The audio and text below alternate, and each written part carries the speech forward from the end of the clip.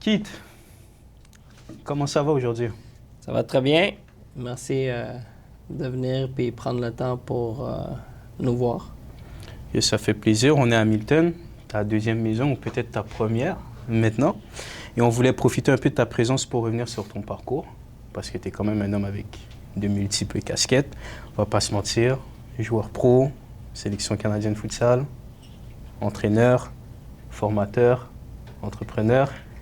T'en as porté aussi des casquettes. Ouais, je les porte toujours, les mêmes casquettes.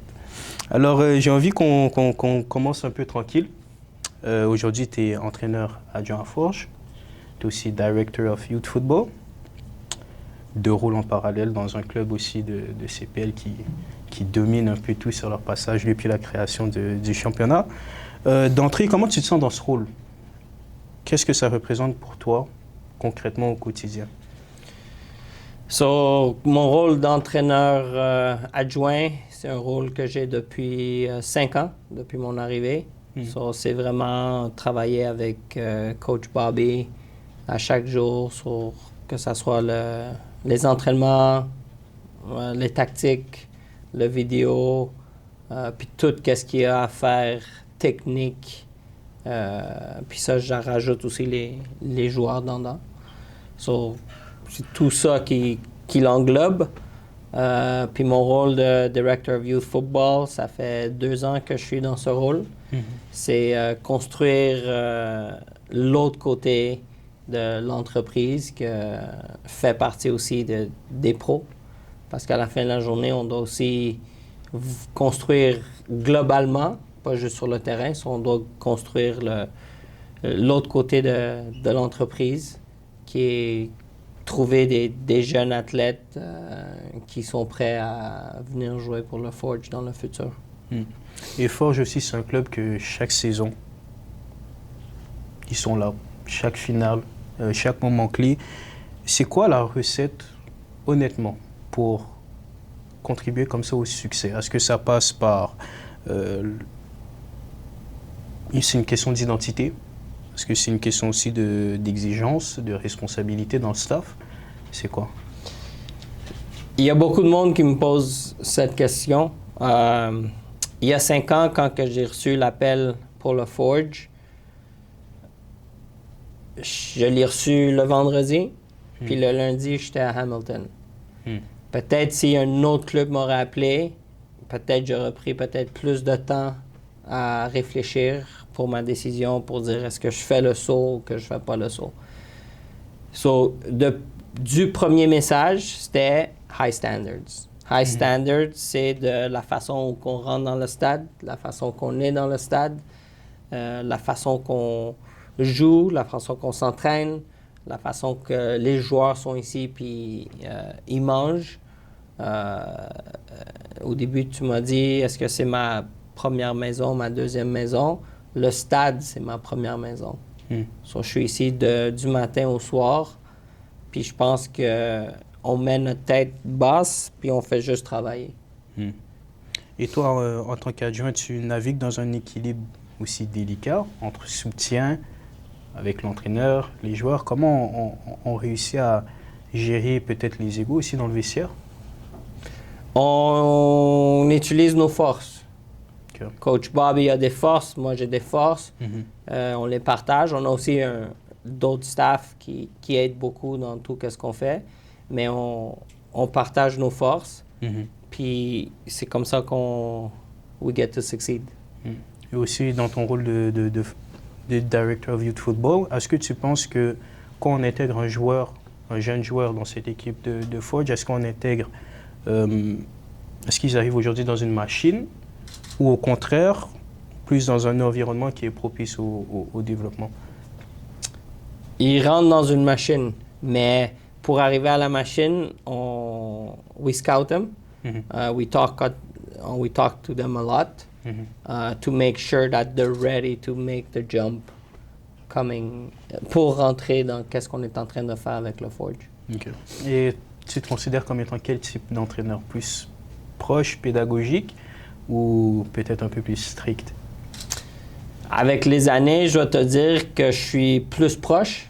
Le côté amateur, c'est une chose. Le côté professionnel, c'est une autre chose.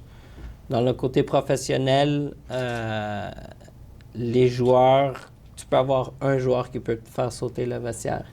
Okay. Dans le côté amateur, tu l'as moins. So, je pense qu'aujourd'hui, je suis un peu plus à l'écoute, plus à l'approche, plus au besoin que qu'est-ce que j'étais dans le passé. Et comment on gère un joueur qui peut faire sauter le vestiaire, justement? Tu le gardes très proche de toi. Alors, Kitch, je propose qu'on revienne un peu à l'enfance, parce que chaque histoire a ses débuts. Est-ce que tu pourrais me dire d'où tu viens, dans quel environnement tu as grandi? So, moi, j'ai grandi dans l'environnement Outremont-Mylène. Okay. Je suis le plus jeune de deux frères. Okay. So, j'ai deux frères plus vieux, mais j'ai toujours voulu jouer au hockey. Okay. Mais j'ai jamais vu ce rêve arriver. Je suis grec d'origine. Alors, les parents immigrants pensaient que le hockey c'était un peu très dangereux ou peut-être aussi coûteux. So, j'ai suivi les traces de mes deux grands frères. Okay. Puis j'ai commencé à jouer dans un club qui s'appelait Hermès, qui aujourd'hui c'était devenu le club Panellinos dans le temps. So, là, aujourd'hui, c'est Panellinos qui porte les trois noms. Puis plus tard dans mon parcours, j'ai joué pour Jean Talon Rosemont. Okay. Aujourd'hui, je pense que ça s'appelle Rosemont Petite Patrie, Ouais. si je ne me trompe pas. So, ça, c'était mon parcours de jeunesse avec mes frères, puis suivre qu'est-ce qui se passe avec les plus vieux. Et tu évoluais à quel poste? J'étais un milieu offensif. OK. Toute ta carrière? Toute ma carrière, quand que j'ai passé au pro, mon premier entraîneur avec l'Impact de Montréal m'a fait jouer libéraux dans le temps, sweeper. Puis là, je comprenais pas le pourquoi. Plus tard dans la vie, je l'ai compris, mais mon poste que je jouais, c'était milieu offensif. Et pourquoi on passe de milieu offensif à libéraux? Peut-être je courais pas assez, je sais pas. Mais surtout aussi, le poste de libéraux, on n'entend plus nécessairement parler de... Là, je te parle de ouais, temps. Ouais, avec le temps aussi, le vieux, poste de là, libéraux, il a disparu. Et est-ce qu'il y a eu des sélections avec peut-être régionales? J'ai fait les équipes du Québec, U15, U17. J'étais allé au Jeux du Canada, U20. On était la première génération à ramener l'or au Québec. La génération de 78-77. C'était des belles expériences comme jeune. Aujourd'hui, tout le système a un peu changé, alors c'est pas toujours la même chose. Dans le temps, on vivait dans les régions, puis on avait les conquérants, les Lakers, Concordia. Aujourd'hui, tout est retourné dans les clubs, alors le produit est un peu dilué un peu partout. Mais c'est le système, puis c'est qu'est-ce qui est aujourd'hui, qu'est-ce que tout le monde dit, c'est qu'est-ce qui est mieux pour l'athlète. Et cette fameuse génération 77-78, il y avait des beaux grands bébés, noms. hein? Ouais. Il y avait des... Patrice Bernier, il était un 79, mais il y avait Abraham François, Léo Incolingo, Rolday Jarius. Qui d'autre qu'il y avait qui vient à ma tête? Sandro Grande. Okay. Il y avait des grands noms. C'était beau à voir. Pat Leduc. Gabriel Gervais était 76, je pense. C'était un peu plus vieux que nous, mais il y avait des grands noms. Il y en a plusieurs d'entre nous du groupe des U20 de Jeux du Canada qui a signé pro. Parce que l'Équipe Québec aussi arrive tôt dans ton parcours. Tu as été surclassé avec l'Équipe Québec. J'étais surclassé à mes 2 premières années. Okay. J'avais 14 ans, puis j'étais surclassé pour les 15 ans pendant 2 ans. Okay. Puis j'étais surclassé avec les U17. Comment tu gères ce saut de niveau aussi à cet âge-là? C'était un peu différent de ce que les jeunes vivent aujourd'hui. Hein? Dans le temps, on n'avait pas 500 joueurs qui jouaient. OK. Mais aussi, il y avait moins de... Je vais le dire comme ça, mais je ne sais pas si c'est la bonne façon de le dire. Aujourd'hui, les jeunes sont plus méchants entre eux. Dans le temps, tu sais, tout le monde s'aidait. Oui, j'étais plus jeune, mais like, we all fitted together. Puis on jouait le week-end un contre l'autre. Parce que j'ai toujours joué une année plus vieille, plus vieux que mon groupe d'âge. Alors, c'était différent de ce que le jeune d'aujourd'hui vit. Puis après, il y a les Jeux du Canada un peu plus tard, la médaille d'or. Les Jeux du Canada, c'était une très belle expérience.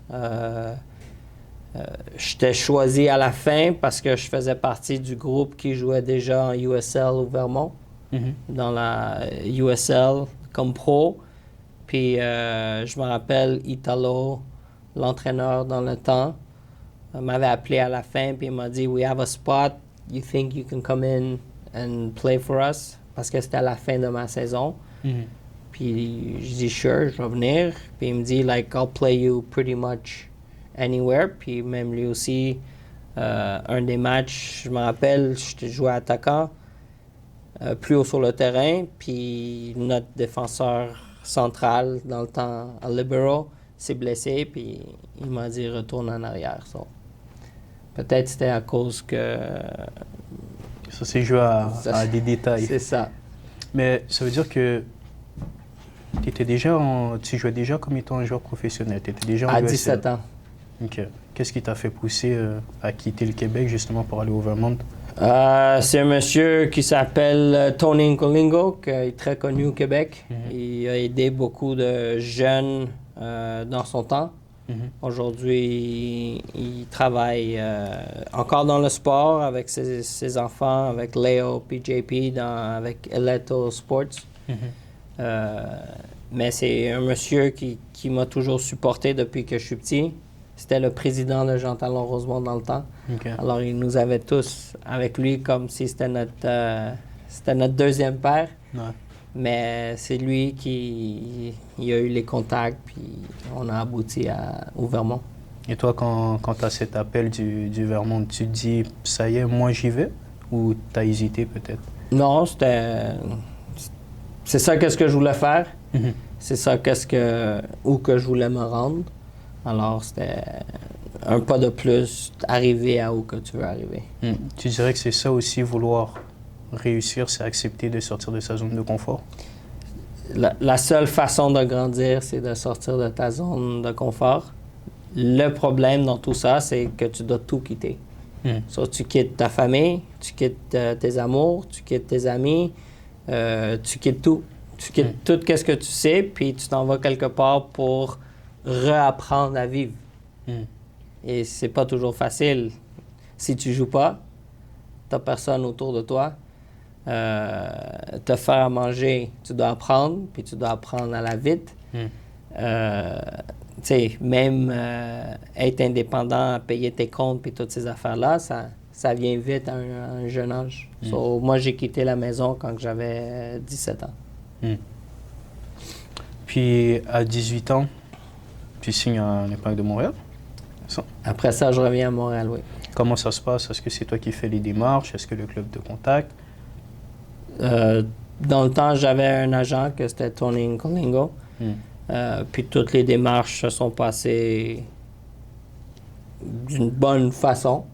Puis là, je reviens à Montréal. Puis tu joues pour le club de chez vous. C'est un rêve. Pour ce que nous, on vivait dans le temps, c'est un rêve. Tu joues pour Montréal, où que tu as grandi, où que tu as toujours joué. Alors, c'est un beau souvenir. Où exactement dans la rotation de l'effectif? Titulaire, remplaçant? So, moi, dans le temps, il n'y avait pas de CPL, il n'y avait pas ces affaires-là. So, l'Impact jouait dans la A-League. Okay. Puis, pendant l'hiver, on jouait dans le soccer intérieur. Okay.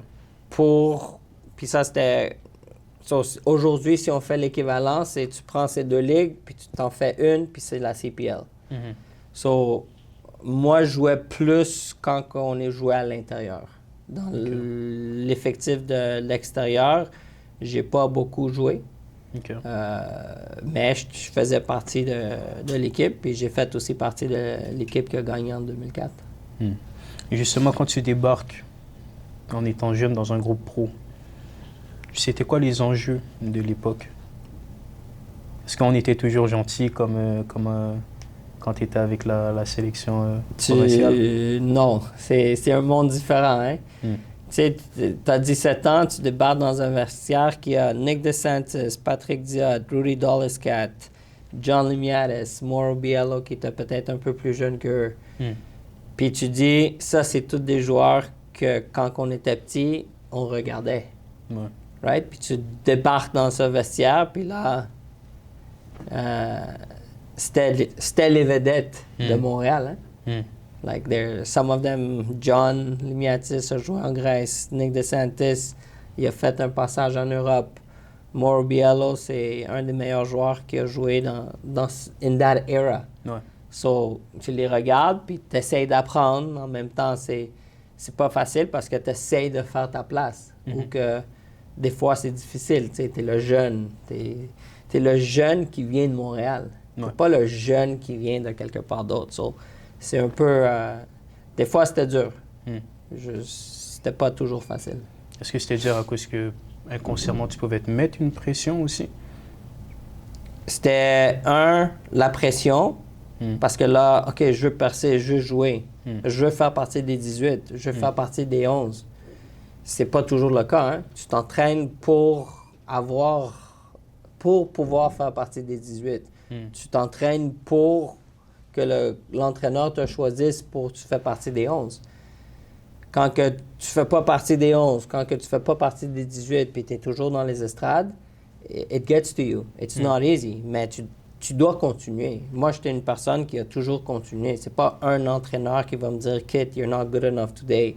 You gotta sit in the stands. » que je fais mes valises and I go home. Non, you gotta keep going. Tu dois apprendre avec ces affaires. Mais aujourd'hui, avec du recul, et surtout en étant entraîneur adjoint, si un joueur vit une situation peut-être similaire que qu'est-ce que tu as vécu aujourd'hui au CF Montréal, comment tu réagis, comment tu l'accompagnes? You talk to him, you bring him into the process. Qu'est-ce que tu peux améliorer? Where you want to be? À la fin de la journée, the selection of a coach, it depends on your performances. And sometimes it's not the performances. Sometimes it's, I trust player A more than player B, so I'll play player A, even though player B right now is better. Okay. So, parce que on doit aussi penser que l'entraîneur a aussi un job à faire. Ouais. He has to win. Ouais. Parce que lui, s'il gagne pas, he gets fired. Ouais. So, it's a puzzle, mais aujourd'hui, si un joueur vit qu'est-ce que moi j'ai vécu, it's like, okay, where we get better, how we do it. Puis le côté mental devient un aspect très, très important dans le monde des pros. Alors, comment tu fais le switch du foot à 11 à l'indoor soccer ou l'arena soccer? Je pensais comme ça qu'on l'appelait à l'époque. C'est quoi qui t'a attiré là-dedans? C'était the only thing that we had to play pro. C'était où tu jouais dans la A-League avec Montréal, l'Impact dans le temps, où tu jouais indoors. Pour faire des sous à l'année longue, you had to do both. Ou tu tentais ta chance d'y aller en Europe. Moi, j'ai tenté ma chance. J'étais allé en Europe pour un bout. J'étais allé en Grèce, à Ofi, à Kriti. Okay. Ça n'a pas marché. Fine. J'ai fait mes valises, je suis revenu, and then that was it. J'ai pas réessayé de retourner en Europe. Je me suis dit, this is what I know, this is what I'm good at. Maintenant, je dois réussir dans ce côté du monde. Et l'Arena Soccer, il arrive comment? Tu es toujours au CF Montréal? Oui, non, le CF Montréal avait une franchise. Okay. On a joué à Claude Robillard, puis on a joué dans le Bell Center. Okay. Puis après, quand que le soccer intérieur à Montréal arrête, j'étais encore avec Montréal dans l'effectif de l'extérieur. C'était en 2004. Puis je me rappelle encore, on est à un café sur Bernard, puis je suis avec Nick DeSantis, puis on est en train de discuter. Dans le temps, c'était lui l'entraîneur. What do you want to do? Tu sais, where we're going through all this. Puis là, je dis, I want to play indoor soccer parce que I'm going to play. Ouais. Je sais I'm going to play. So, Nick DeSantis, avec ses contacts, a contacté, je m'appelle Cleveland Crunch.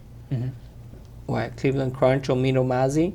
Puis quelques jours plus tard, j'étais allé faire un essai, puis ils m'ont gardé. Donc, tu as joué avec Cleveland, Détroit, Milwaukee. Ouais. Chaque club aussi a sa culture. C'est quoi qui t'a le plus intéressé dans l'Arena Soccer? C'était la vitesse du jeu. Like, everything happens very quick. Mais tu sais, l'atmosphère, tu es dans un petit espace. Puis chaque ville avait son propre histoire. Puis chaque club que j'ai joué avait son propre histoire. So, for me, my second home is Milwaukee. Okay. Parce que c'est là où que je suis passé de jeune adolescent, j'étais dans mes débuts vingtaine, à être adulte. Détroit, j'étais un peu la façon que j'ai abouti à Détroit, c'est j'étais à Milwaukee, puis j'ai demandé à retourner à Détroit. Pourquoi? Parce que it was closer to home. Ah. Mais est-ce que c'était le meilleur move? Peut-être pas. Mais aujourd'hui, j'ai vécu des affaires aujourd'hui qui me font qui que je suis aujourd'hui. Mais j'ai gagné un championnat à Détroit. J'ai été capitaine de l'équipe à Détroit. So, j'ai vécu beaucoup de choses. Mais avec le upper management, on avait des différences.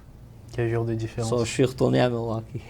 Ah, après, tu es retourné. Donc, tu as fait Détroit, Milwaukee. Détroit. J'ai fait Cleveland, Milwaukee, Milwaukee, Detroit, Detroit, back to Milwaukee. Okay. Et la sélection canadienne de futsal, elle arrive comment dans ton parcours? Elle arrive en 2013-2014. Sur 2013-2014, c'est quand que j'ai arrêté de jouer. So, je suis revenu à Montréal. Puis ça, c'est une autre histoire. Mais, puis mon ami Mike Vitulano, dans le temps, travaillait à la FSQ. Puis il m'a dit, ton projet, pourquoi qu'on le fait pas ici, avec la FSQ, pour faire le futsal? Puis là, je dis, non, like, je veux le faire through my brand. Puis là, avec les discussions qu'on a eues, j'ai dit, OK, on va le faire à la Fédé. Puis dans le process qu'on a commencé tout, j'ai reçu un appel de Tony Fonseca, qui était l'ancien directeur technique de CSA. Puis il m'a dit, I want you to come to a beach tournament so we can talk. Okay. Là, je dis, no, like, I'm retired, I'm not playing. Ça faisait 1 an que presque j'étais à Montréal. L'entraînement n'existait pas, juste la bonne bouffe de maman grecque existait. So, j'avais quand même pris du poids dans le temps. Puis il m'a dit, like, we need to talk. Puis là, finalement, il m'a convaincu. So, je suis allé au beach. Puis on a eu une discussion. Puis il m'a demandé comment tu te sentirais de prendre l'équipe futsal en charge. Okay. Puis ça, c'était en 2015, je pense. OK. Et bon, l'Arena Soccer aussi, c'est si on peut le dire comme ça, c'est peut-être aussi parmi les ancêtres du futsal. Qu'est-ce que tu trouves, toi, que le futsal t'a appris, que peut-être tu n'avais pas en 11 contre 11? La vitesse. Like, quickness. Comment que tu joues, la technique, comment vite que tu vas. All those things belong in the football game. Aujourd'hui, on regarde les plus grands joueurs du monde, puis leur background, ils ont un peu de background de futsal. Ouais. Différent que qu'est-ce que nous, on vit ici dans notre pays. Hein? Mais everybody has it a little bit. So, moi, je le trouve très, très important that we integrate it into football at a younger ages. Parce qu'on voit aussi c'est une culture qui est présente, que ce soit en Amérique latine, au Brésil, même en France, il y a certains joueurs. Je pense à Wissam Ben Yedder qui aujourd'hui sont pros, mais qui ont commencé avec le futsal, très bons dans les petits espaces. Est-ce que tu penses que c'est vraiment important et qu'il faut l'inculquer dans la formation des jeunes, justement? Moi, je pense que oui. Puis pas juste à cause que je porte le chapeau de sélectionneur, but I'm a big believer que the more technical you are, the better footballer you will be.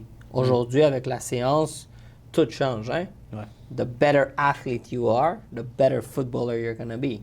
Mais à la fin de la journée, if you have both, imagine how good of a soccer players we'll have.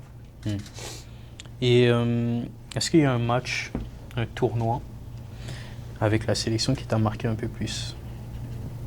Comme entraîneur? Ouais, entraîneur et joueur. Ça peut être les deux. Comme joueur, si on parle futsal, c'était en 2004. Je suis allé à la qualification au Panama avec Ross Ongaro comme entraîneur. On avait gagné notre premier match, on a perdu notre deuxième match, puis on s'est pas qualifié. Mais je pense que la qualification comme entraîneur en 2004, c'est une qualification qui fait encore mal si quelqu'un m'en parle. Ah ouais? Comment ça? Parce que c'était, je pense, de tous les groupes qu'on a eus, c'était le groupe qui était le plus proche à arriver. Maintenant, on compétitionne contre des pays qui font ça à chaque jour. Hein? They're futsal players. Nous, on a pris des joueurs qui ne sont pas des futsal players, they're football players. Moi, on coach contre des entraîneurs qui coachent du futsal. Moi, chaque jour, je coach du football. So it's different. Mais la qualification de 2004 fait toujours un peu mal. On va revenir au chapeau d'entraîneur futsal un peu plus tard, parce que à un moment donné, tu as tourné la page aussi en tant que joueur. Est-ce que ça s'est venu naturellement ou ça a été une décision qui a été difficile à prendre? C'était une décision avec le vécu que j'ai comme athlète, mes 15 années que j'ai joué, de 17 ans à 33 ans.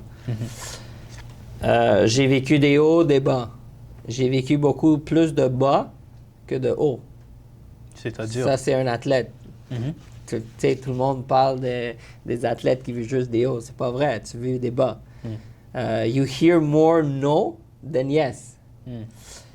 So, quand que je suis retourné à Milwaukee après Détroit, avec l'expérience que j'avais prise over the years, puis avec la situation qui est arrivée à Détroit pour que je requitte Détroit, je me suis dit, c'est moi qui va décider quand je vais quitter. So, quand que j'ai signé mon dernier contrat, j'avais signé un contrat de 5 ans. Puis je me suis dit, à 35 ans, that's it. I'm happy with qu'est-ce que j'ai réussi dans la vie. I'm happy avec qu'est-ce que je fais. Puis là, tu voyais aussi les plus jeunes. Hein? Les plus jeunes montaient. Là, j'étais rendu à 30 ans, 32 ans, 33 ans. C'était pas toujours facile, right? Puis 2 ans dans le contrat, je m'en rappelle encore, j'avais pensé. J'avais tout bien pensé dans ma tête, peut-être aujourd'hui, j'en parle pas souvent. J'ai appelé l'entraîneur, il était peut-être 6 heures du matin. Je savais qu'il était au stade. Puis j'ai dit, est-ce qu'on peut se parler? Puis il m'a dit, yeah, what's going on? Puis là, je dis, could I come into the office before practice? Il me dit, ouais. So, je suis allé dans le bureau, puis je dis, I'm done. J'ai dit, it's time for me to go home. I'm done. I don't want to play anymore. That's it. Puis, il m'a regardé d'une façon où que... Like, qu'est-ce qu'il a fait, lui, la veille, là? Ouais. Ça va. Il vient de signer un nouveau contrat. Puis, dans le temps, c'était beaucoup d'argent. But it was time. It was the time to do it my way, puis me sentir bien about myself. So, cet entraîneur-chef, Keith Tozer, c'est un de mes très bons amis, qu'on parle encore aujourd'hui, qu'on se partage des affaires. On a parlé, on a discuté, puis on a réussi à dire, OK, let's finish the season. Puis après, c'est ça qu'est-ce qui est arrivé. We finished the season. Puis après ça, il m'a trouvé un job à Louisville, Kentucky, as a head coach job, dans le soccer intérieur. OK. Où que je l'ai accepté, mais je suis retourné à Montréal pendant 2 mois. Puis, avec tout ce qui se passait à Montréal dans le temps, le début des académies, CFM, tout ces affaires-là, je me suis dit peut-être c'est mieux que je reste à la maison pour m'occuper de KS. Mais le terrain, la compétition, ça te manque pas au début? Non, je compétitionne à chaque jour. Mais... Every day I compete to be better. So every day I do something to get better than qu'est-ce que j'étais yesterday. I try to keep my mind going as an athlete. Mais je cours beaucoup. So courir me fait garder l'énergie ou le feeling that I'm still playing. Mais demande-moi pas d'y aller jouer à 5 ans, je vais pas jouer. Tu as parlé de kids soccer. C'est quoi le déclic, le commencement? Qu'est-ce qui t'a fait dire je me lance dans ce projet? Je me suis dit, pourquoi travailler pour quelqu'un quand que tu peux le faire toi-même? OK. So, dans le temps, je faisais des écoles de soccer à droite et à gauche. L'Impact avait ses écoles. J'en faisais si quelqu'un m'appelait, viens entraîner les U15 ou les U13 de, je sais pas moi, Jean Talon, right? Puis à un moment donné, j'ai dit, attends une minute, je peux le faire dans mon quartier à Outremont, why not? J'ai fait un projet, je l'ai présenté à la ville, je l'ai présenté à le même président qui est aujourd'hui, Luc Brutus. Ils m'ont dit go, puis je suis parti avec. Et pour ceux qui ne connaissent pas, c'est quoi exactement Kids Soccer? Kids Soccer, c'est mon bébé. Ouais. Kids Soccer, c'est... au début, je l'ai commencé pour les jeunes. Tu viens, tu apprends all the basics of soccer, mais tu t'amuses. Ouais. Aujourd'hui, avec les chapeaux que je porte, dans les dernières 5 années, Kids Soccer change. On a des volets différents. On a le KS for Everybody, on a le KS Performance, on a le KS Futsal, on a aussi le KS Multisport. So we have something for everybody, ou que ça le rend encore plus grand. Et tu as commencé quand les tout débuts? Tu as commencé avec combien de jeunes? 52 jeunes. 52 ou 53? C'était en 1999. C'est là où j'ai rencontré un de mes bons amis aujourd'hui, Zurnik Jean, entraîneur de l'Université de Trois-Rivières. C'est quoi, UQTR, côté féminin. C'est là où que j'ai commencé à le côtoyer encore un peu plus. Puis de là, on a grandi. Puis d'Outremont, on a passé à Ville-Mont-Royal. Puis de Ville-Mont-Royal, là, on a un camp multisport. On a un camp performance. On a le KS Futsal. On fait des tournois. Puis petit à petit, Georges-Éric Pinson, Abraham François, on est tous commencé à rentrer dans le moule. Puis là, ça a grandi. Mais aujourd'hui, le monde, ils me disent que Kids Soccer existe 25 ans. All right, mais it's a hustle. It's a hustle every day. Et ce que tu transmets aux jeunes, est-ce que c'est qu'est-ce que tu as appris comme joueur? Ce que tu transmets aussi comme entraîneur, ou c'est aussi des choses que tu aurais aimé peut-être apprendre quand tu étais plus jeune? Je transmets plus que ce que j'ai appris, mais aujourd'hui, tout a évolué. Hein? On transmet encore plus de ce qu'on connaît. C'est aussi important de ne pas juste transmettre ce qu'on faisait il y a 20 ans. Hein? Like, you don't want to be left behind the technology puis tout qu'est-ce qui se passe. So, tu veux vraiment t'assurer que tu as plus de choses à leur apprendre. Et trouver des jeunes, des parents intéressés au début, tu faisais comment? Là, c'est le côté plus entrepreneur là qui... C'était un peu compliqué, mais si j'étais encore à Montréal, peut-être je le ferais encore. Je me suis fait prendre 2-3 fois, mais c'était, tu sais, dans le temps, on faisait des pamphlets. Ouais. Right? So, on your car. Ouais. Mais à Outremont puis à Ville-Montréal, t'as pas le droit de mettre des pamphlets. So, a couple of times, on s'est fait prendre, tu sais, pendant la nuit quand on passait sur les autos puis on mettait nos pamphlets Kids Soccer. Puis là, je leur disais toujours, like, it's not me. Who is it? Okay? Mais doucement, aujourd'hui, on est bien placé dans ces deux villes. On est connus. On a beaucoup de jeunes. On passe le 2000 jeunes par été. Alors, c'est important pour moi de le garder keep going. Beaucoup de monde ont questionné mon engagement quand j'ai quitté Montréal il y a 5 ans. Mais je suis impliqué dans Kids Soccer avec toutes les décisions à chaque jour. Puis par rapport à peut-être ton époque, aujourd'hui, les jeunes ont beaucoup plus de ressources. Il y a beaucoup plus que ce soit de centres de formation, d'académies. Qu'est-ce que, par exemple, ton programme il peut amener de différent des autres? Sur nous, nous, on a des volets. So, on a le volet for everybody. On a le volet do you want to get to the next level? On a le volet futsal, do you want to only do this in the wintertime? Puis on a le volet multisport. So, le volet do you want to get to the next level, le volet performance, c'est vraiment we use a philosophy that we use here at the Forge. And tout est basé sur la technique, les rondeaux, all that stuff, all the details about how becoming to the next level.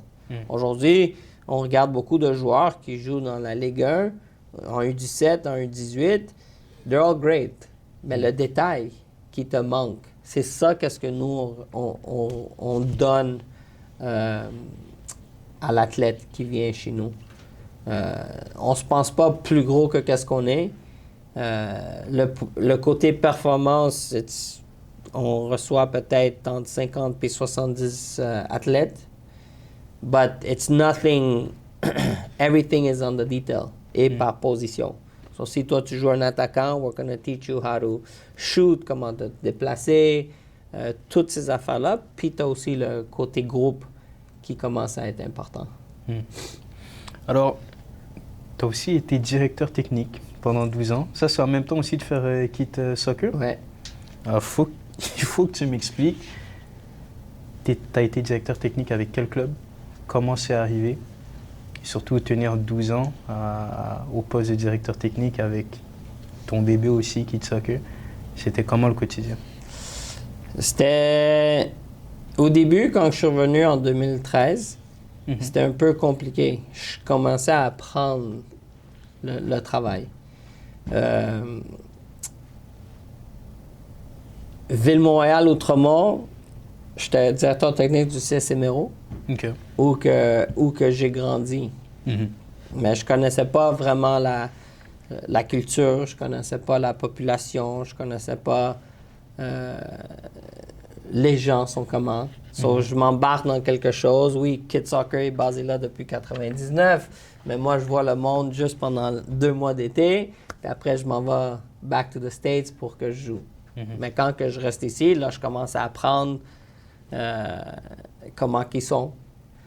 So, là, tu dois apprendre la culture de la ville, tu dois apprendre les parents sont comment, puis tu dois apprendre comment que le jeune est. So, tu dois tout transmettre ça sur ton plan visuel de c'est quoi ton club aujourd'hui. Puis même aujourd'hui, je le dis, il y a beaucoup de potentiel au CC Méro. Je le vois encore parce que c'est un de notre development club au Forge. C'est juste, la ville est un peu différente. So, c'est pas mal ça, mais mon quotidien, c'était... je passais toutes les journées sur le terrain, puis pendant l'hiver, c'était la même chose. Tu passais de terrain à terrain, puis beaucoup d'heures de travail. Un peu comme au Forge. Et si tu devais choisir peut-être entre le directeur technique, le formateur, l'entrepreneur, l'entraîneur adjoint, c'est dans quel volet que tu as pris le plus de plaisir peut-être à transmettre? Je pense que les 5 dernières années m'ont rendu complet.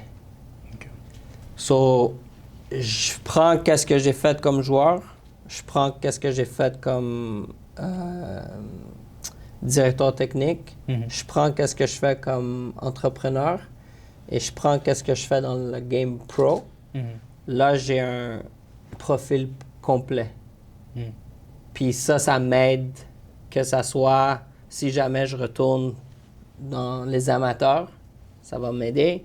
Si jamais je décide de grandir mon entreprise, ça va m'aider. Mais aujourd'hui, je suis complet. Aujourd'hui, j'ai vu le complet, puis aujourd'hui, je peux te construire un club puis avoir du succès. Et c'est quoi pour toi aujourd'hui être un bon coach pour KIT? Ça regroupe quoi? C'est de comprendre la personne qui est devant toi. So, je dois comprendre mon athlète, je dois comprendre mon joueur. Parce qu'à la fin de la journée, oui, on est dans le monde pro, hein, mais le monde vit aussi des affaires dans leur propre vie personnelle. So, le plus que tu connais sur l'athlète, en dehors du foot, le plus que tu vas avoir du succès avec. Puis pour moi, ça, c'est quelque chose qui devient de plus en plus important. Parce qu'avec tout ce qui arrive dans le monde, pour être un athlète aujourd'hui, tu dois être très, très, très mentalement fort. C'est pas juste le talent. Dans le temps, on disait, ça te prend du talent, puis ça te prend le travail. Aujourd'hui, si c'est moi qui dois faire cette grille, mentalement fort, talent, travail. Et le monde du foot, justement, tu l'as dit, ça change vite, ça va vite. Comment toi tu restes à jour, que ce soit dans le futsal ou dans le foot à 11? Que ça soit des conférences, que ça soit des visites dans des clubs ailleurs que chez nous. Coach Bobby fait un très bon travail à chaque fin d'année, soit à la fin de décembre. Non, à la fin de quand que nous on finit. Il prend 2-3 semaines puis il s'en va en Europe pour voir d'autres choses, pour apprendre. J'ai fait un voyage avec lui. So, c'est quelque chose que tu dois garder dans tes environs pour apprendre plus. Mais pour moi, c'est aussi pas parler juste à du monde de foot. Aujourd'hui, tu me interviews, mais je vais aussi apprendre quelque chose. So, c'est important de garder tous tes univers ouverts pour bien comprendre le tout. Parce qu'un jour, quand que tu vas être dans les pros, c'est pas juste le terrain.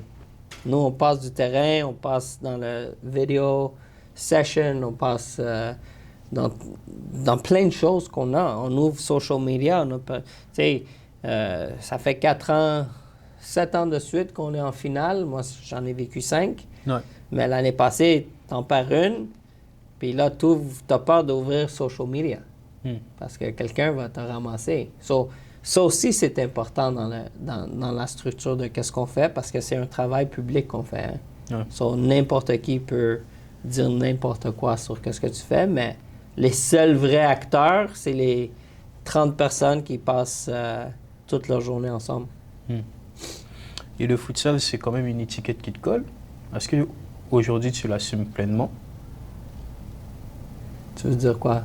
Aujourd'hui, sélectionneur de l'équipe canadienne. On peut te prendre aussi comme un précurseur, que ce soit au Québec et au Canada.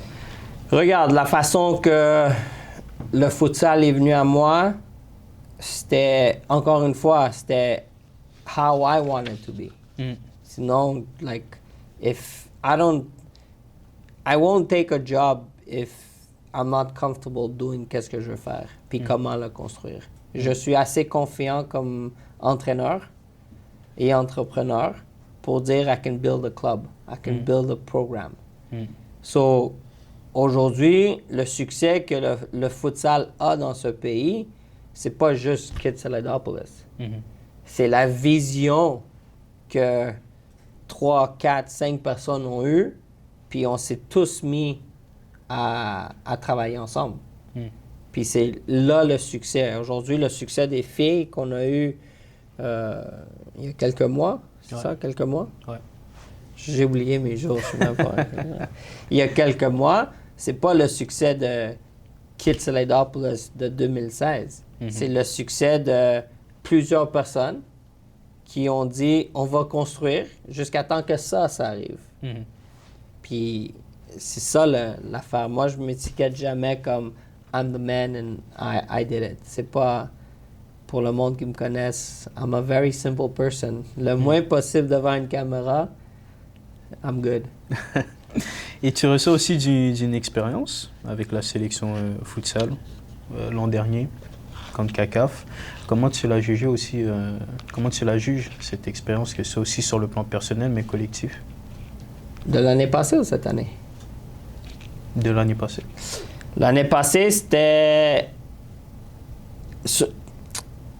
Puis, it might sound wrong, mais le côté futsal gars, il est plus gros que le côté futsal féminin. Parce que le futsal féminin, c'est aujourd'hui qu'on voit le premier tournoi. Nous, ça faisait déjà la 3e sélection. So, est-ce qu'on était prêts? Moi, je pense que oui. Est-ce que le plan technique marche? Moi, je dis que oui, parce qu'il a marché il y a 3 mois. C'est juste de trouver les bons morceaux du puzzle qui sont partout. Hein? Si tu as un morceau du puzzle que tu as perdu dans ta boîte, it doesn't work. It's not going to function. So, il y a beaucoup de monde qui regarde ça de l'extérieur puis ils le voient pas.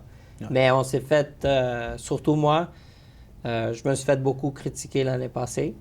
Puis ça fait partie du chapeau. Mais tu mets des carapaces, puis tu continues à travailler, puis tu t'essayes encore, puis t'essayes encore jusqu'à temps que, OK, like, I did it enough, maybe I'm not the guy. Mais aujourd'hui, le global, je pense que le plan technique marche. Alors, comment on explique justement cette différence? Est-ce que c'est les attentes qui étaient peut-être plus élevées ou la médiatisation qui était plus élevée chez les masculins que l'équipe masculine que féminine? Les attentes sur le côté masculin, c'est moi qui les mets. Moi, je veux me qualifier. Toi, comme journaliste, puis c'est rien contre n'importe quel journaliste, est-ce que vous savez que ça existe ou pas? Ça, c'est une autre question.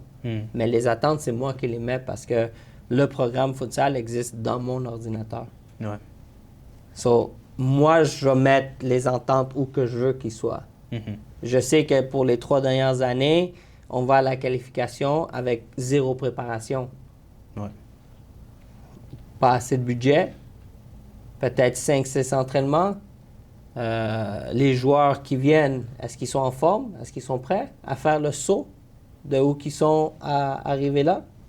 Mais on arrive toujours à un quart de finale contre des pays qui ont 25 matchs internationaux dans les pieds, plus des entraîneurs qui font ça toute leur vie. Aujourd'hui, on trouve le côté féminin avec coach Alex Darocha, puis je lui dis, je pense qu'on peut réussir avec les filles. C'est une différente mentalité aussi. So, moi aussi, comme coach, je devais coacher différemment. Parce que là, tu embarques dans un different athlete. Right? Ils font le même sport, but they're still different athletes. Pour moi, ça, c'est mon opinion. Puis aujourd'hui, je vois qu'est-ce qu'on a fait, je vois qu'est-ce qu'on a réussi, mais c'était pas facile, hein? C'était pas le match contre le Mexique, quand tu perds 3-0, comme entraîneur, tu commences à avoir des flashbacks de « it can't happen again ». So what do we do different? Tu Tu comprends? Can happen again. Puis c'est drôle parce que ce match-là, Zurnik Jean fait partie de notre staff. Puis à la demi, everything's going through my mind. Puis je suis assis dans les escaliers. Puis je le regarde, puis je dis, or we're cursed, or we're never gonna get this done. Puis là, il me dit, non. Il dit, tu dois juste trouver quelque chose à leur dire à l'intérieur du vestiaire. Et qu'est-ce qu'on trouve à dire à l'intérieur du vestiaire, justement? Je pense que c'était un des meilleurs speeches que j'ai trouvé à leur dire. I'm not a big talker, but je suis très direct as we go. So, je retourne dans ma tête en 2016, où on était dans une situation similaire. On devait faire ou match nul contre le Cuba ou les battre. C'était 1-1 à la demi. So, si le match finissait là, on passait en Coupe du Monde. So, j'étais allé dans le vestiaire, puis les émotions, everything got to me. C'était ma première compétition, mais c'était aussi quand on a joué un match de barrage avant de rentrer dans cette compétition, ou que c'était contre coach Keith Tozer, les Américains, ou que c'était gros pour moi parce que he was my coach. So, ma première expérience comme entraîneur, je joue contre mon entraîneur, like, what are the odds, right? So là, quand que je rentre dans le vestiaire, les filles étaient là, again, it's a different mindset, hein? Puis là, je leur dis 2-3 choses qu'on a travaillées, qu'on a vues en vidéo. Puis là, à un moment donné, je leur dis, tout le monde se lève, oubliez les X's and O's, oubliez le plan. Doesn't exist. Là, on doit y aller step by step pour se rendre le plus proche qu'on peut. Si ça finit 3-2, on s'est rendu à 3-2. Si ça finit 3-1, ça finit à 3-1. Mais dans moi, je le savais que si on comptait dans les premières 5 minutes, on était dans le match. J'ai jamais cru qu'on allait faire 3 buts en 2 minutes et demie. Mais ça, that was it. Puis je les ai tous regroupés, puis je leur ai dit, juste jouez pour vous. This is what we came here for. On a tous sacrifié le travail, nos familles, du temps. Like, just play, have fun. Puis les filles, ils ont bien répondu à ça. Puis ça marchait. Je sais que coach Alex Darocha avait peur de si j'explose dans le vestiaire, mais non, ça... Reverse psychology. Est-ce que ça, justement, c'est peut-être le moment marquant pour toi de la compétition? Je pense que oui. Je pense que c'est là où on a compris qu'on avait un groupe uni, un groupe de filles il y en a qui sont un peu plus vieilles, mais aussi on a des filles de Saskatchewan, il y a 2 filles qui jouent aux États-Unis, so it's a little bit different, mais c'est là où on a compris que c'est un groupe spécial. Puis c'est tout le mérite à eux parce que ils ont passé des longs moments dans les entraînements à travailler, puis à comprendre, puis pourquoi qu'on fait ça, puis pourquoi qu'on doit faire la rotation. Puis it was on the fly, hein? Parce que on n'a pas beaucoup de temps à se préparer. So everything that you want to add, tu dois le faire as you're going. So la façon que tu joues contre le Costa Rica, c'est pas la façon que tu joues contre l'Honduras, c'est pas la façon que tu joues contre le Mexique, c'est pas la façon que tu joues contre les Américains. So everything's different.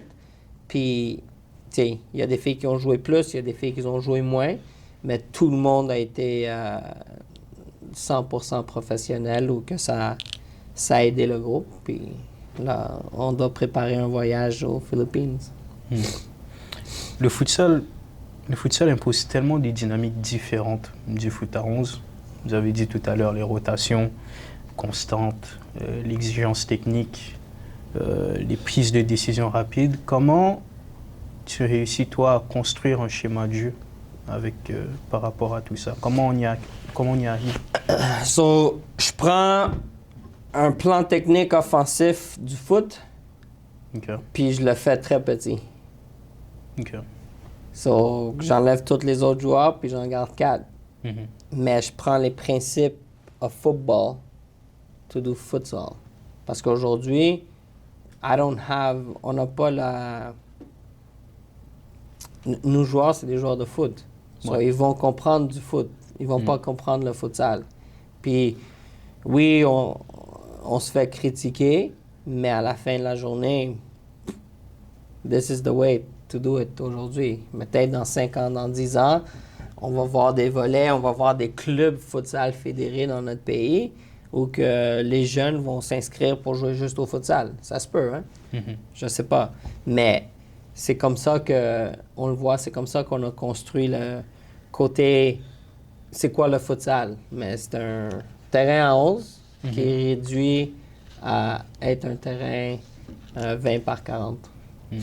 Et quand on regarde les autres nations de la CONCACAF, le Costa Rica, il y a le Panama, le Guatemala aussi, qui sont des nations qui sont quand même très fortes. Qu'est-ce qui manque peut-être au Canada s'il manque des ressources pour réussir à rivaliser sur la durée avec ces nations-là? Ces nations-là, ils ont des joueurs futsal.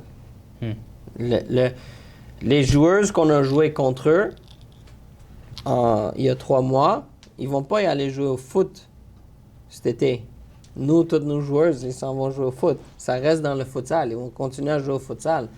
Pour moi, c'est à un moment donné, il doit y avoir, si on veut vraiment le faire, il doit y avoir une séparation. Il doit y avoir l'athlète futsal, l'athlète foot. Est-ce que ça passe aussi par des créations de championnats, de plus d'infrastructures pour aider davantage le futsal? Dans notre pays, les infrastructures existent. Hein? On a tout le monde des gymnases quelque part dans le monde. Mais c'est... People need to do it. Puis je le dis toujours, puis et le monde doit le faire bien. Fais-le pas juste pour le faire. Do it. Mais des standards, ils doivent être hauts partout. Parce que quand on commence quelque chose, puis ça va vivre pendant 1 an, 2 ans, then why do it? Do it pour que ça marche. T'sais. Puis je retourne dans mon côté entrepreneur. Quand que j'ai commencé Kids Soccer en 1999, je me suis toujours dit, it's my retirement plan. Mais mon retirement plan, c'était pas dans 2 ans. Ouais. My retirement plan is later. So, tu dois le construire, puis tu dois grandir avec, puis t'arranger que tu vas pouvoir retire avec. Est-ce que justement tu sens une évolution par rapport au futsal sur les dernières années au Canada? Pour être honnête, non. Pour être honnête, si tu ôtes les 10 acteurs principaux de l'équation, je pense pas qu'il y en a beaucoup, hein? Parce que si le monde savent comment que le programme national marche, peut-être ils ne voudraient pas prendre la job. Ou que ça aussi, ça devient un facteur. Ils nous aident le mieux qu'ils peuvent en ce moment. Mais je pense qu'on a besoin de plus. Puis j'espère avec la Coupe du Monde maintenant, ça va ouvrir des yeux à d'autres pour en faire plus, puis le faire du même chemin. On ne peut pas se critiquer. Le plan technique marche. Les athlètes sont là, ils existent. Mais on doit continuer à le faire. Et si tu avais une baguette magique demain, tu commencerais par quoi pour faire grandir le futsal au Canada? Un budget. Budget conséquent? Un budget de chaque année avec des athlètes qui sont motivés à le faire. Si tu as un budget, tu peux plus avoir un athlète qui te dit « OK, oui, mais Coach Kid, je vais faire du futsal aujourd'hui, mais demain, je vais aller jouer au foot. Si tu as un budget, it needs to be concrete futsal budget, avec des entraînements, avec des plans, avec des pockets un peu partout où que tu peux travailler avec du monde, right? Où que le mindset devient futsal. Et si tu avais un conseil à donner à un jeune joueur qui veut percer, ce serait quoi? Autant dans le futsal que dans le foot à 11. 1, tu dois croire en toi-même. 2, tu dois travailler. Puis 3, tu dois être mentalement fort. Hmm. Parce que tu n'as pas beaucoup d'amis once you get on the other side. Ah non? Tu l'as vécu? Tu n'en as pas beaucoup. Hmm. Parce qu'oublie pas, tu es dans le spotlight. Pourquoi que toi, tu es dans le spotlight et pas moi? Non. Right? So, it becomes a battle. Puis comme j'ai dit plus tôt, aujourd'hui, people are more brutal que qu'est-ce qu'on était plus jeune. Ça, c'est dans mon temps, puis ça, c'est qu'est-ce que moi, je pense. Mais à la fin de la journée, si t'es pas mentalement fort, you won't last. Hmm. Puis ça, c'est une chose que je dis à beaucoup de gens, d'athlètes. Tu sais, mes amis me disent, comment tu peux vivre à Hamilton pendant 5 ans? Non. Ça, c'est... Mentalement, tu dois être très, très fort à faire quelque chose copy-paste à chaque jour. Nous, c'est du copy-paste qu'on fait. Hein? Je me lève 7 jours semaine, puis je fais la même chose. Do it for 10 months. Do it for 11 months. So, c'est important de bien le comprendre, le mental. On est tous forts mentalement, quelque part, mais how strong are you quand que je te sors de ton comfort zone, puis je te mets quelque part, ou que tu dois te faire des nouveaux amis, puis reconstruire une vie, it becomes tough. Et avec tout ce parcours, joueur, entraîneur, entrepreneur, sélectionneur, pardon, c'est quoi aujourd'hui qui te rend le plus fier? C'est une bonne question, ça. Je pense que j'ai jamais lâché.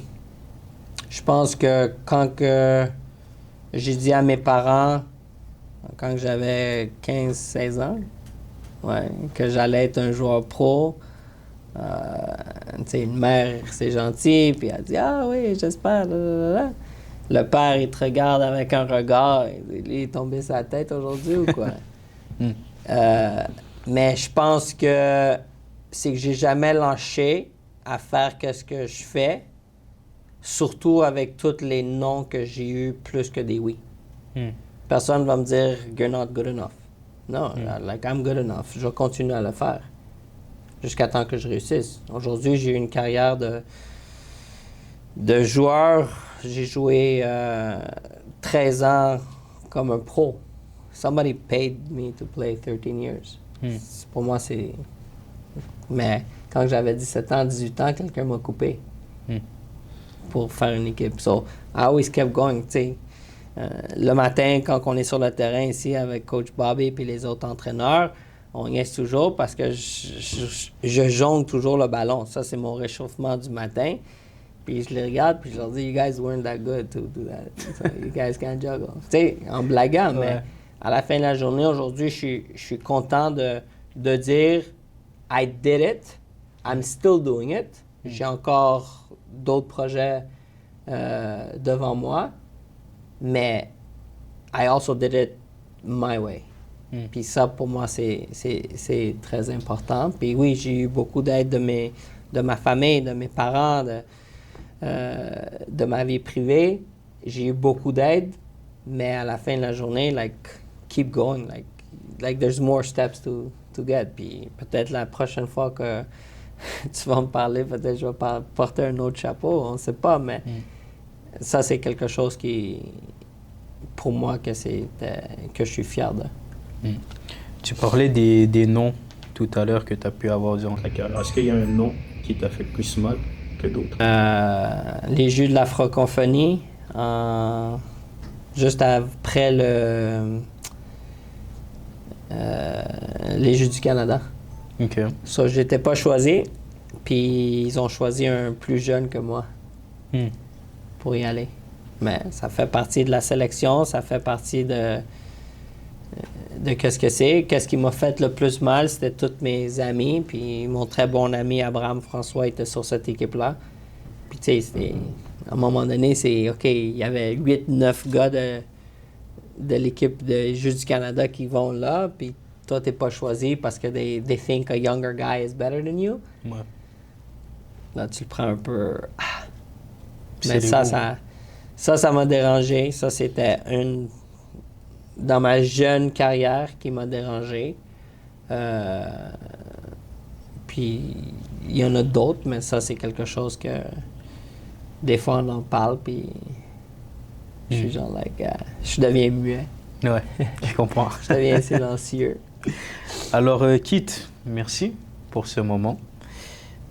Ça a été, je pense, une entrevue qui n'a pas duré trop longtemps là pour toi. C'est correct? Je parle pas beaucoup là. Mais non, merci beaucoup. Mais merci d'être venu. Puis ça me fait plaisir. Puis si vous avez besoin d'autres choses de moi ou du Forge, on est là pour vous aider. Parfait, merci beaucoup. Parfait. À la prochaine. Thank you.